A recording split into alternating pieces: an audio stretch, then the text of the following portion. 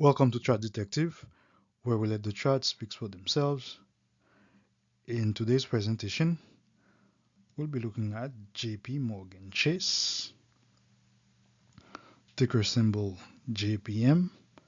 As always, we'll look at how the chart performed last year and we'll look into how it has done so far this year and see what opportunity we have. So let's check how the company performed for 2024. As you look at the chart, you can see stock did pretty well last year.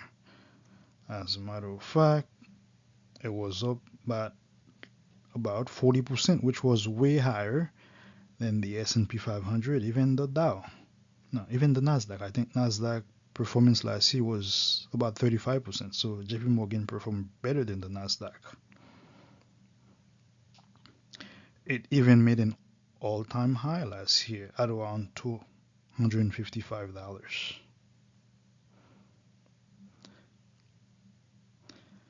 Now let's take a look at what has been happening so far this year.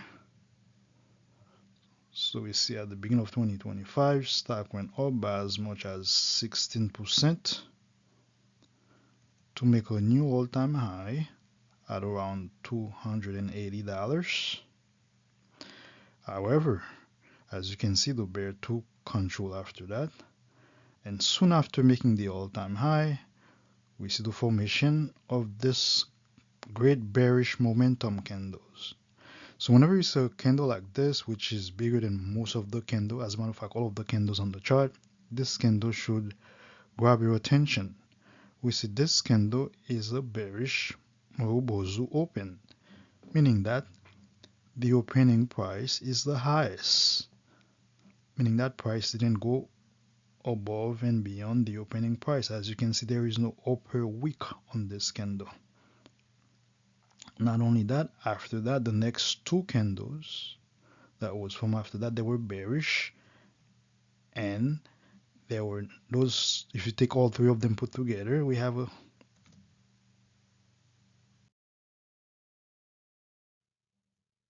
three black holes. So these three candles are all bearish. The second candle opened within the body of the first one, and the third candle also open into the body of the second candle. So this is a very bearish momentum pattern. As you can see, the stock price continued to go down after the formation of those three candles. Stock went down by as much as 20% after reaching the all-time high. Stock went down to about $225, which account for as much as 20%. So JP Morgan as of Thursday, March 13, was in bearish territory, whereas the S&P 500 was in correction territory below 10% of its previous high. JP Morgan has been in bearish territory. So we think there is a great opportunity for the stock to bounce back up. So let's see what we have here so far. So looking at the low that was set in August of 2024, all the way to the all-time high that was set earlier this year in February, if we were to draw Fibonacci, this is what we have. Exactly, we have the 38% Fibonacci at $225, which was the low that was set on Thursday. Not only that, we can see there was a high that was established there. There's a period of consolidation also mid-November that was set before the price went higher.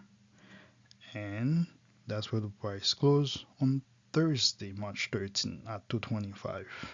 So we think the stock is about to pull back a little bit higher before the bearish sentiment resume again.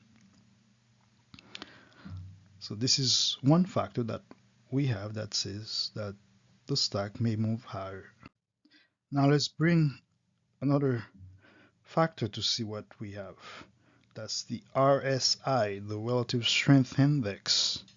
that shows that price crossed below the 30 level to 21, meaning that the stock was oversold. Next factor, we bring a 200-day moving average. If you look at the 200-day moving average, it takes us exactly around 227. So the 200-day moving average is used by many institutions, meaning that if a stock is below that level, many institutions will not buy it. Some would even sell the stock. So if JPMorgan is able to stay above that level, we think a lot of buyers may step in because they know institution will be buying it as well. So let's see what happened on Friday. What happened? We see that the stock gap up to open above the 200-day moving average. And I believe the stock was up by as much as 3% on Friday. So we think the stock will continue to move a little bit higher before it sink back down again. And the RSI is above 30, now at 32. So stock closed on Friday at $232.44. And right there we see we have resistance. So if price cannot close above this level next week on Monday, we expect it to go down to revisit the $225 level. Remember, this is where we had the Fibonacci level. So this is strong support. The stock would find support right there and most likely will bounce upward to about $250 where we have resistance. So we don't think the stock will move any higher than $250. It could, but the probability is very low for that to happen. And we think the stock will move down after that. So there is some opportunity here where we can buy it and get out at $250. So this is all we have for you for today. Please remember to like, subscribe, and share.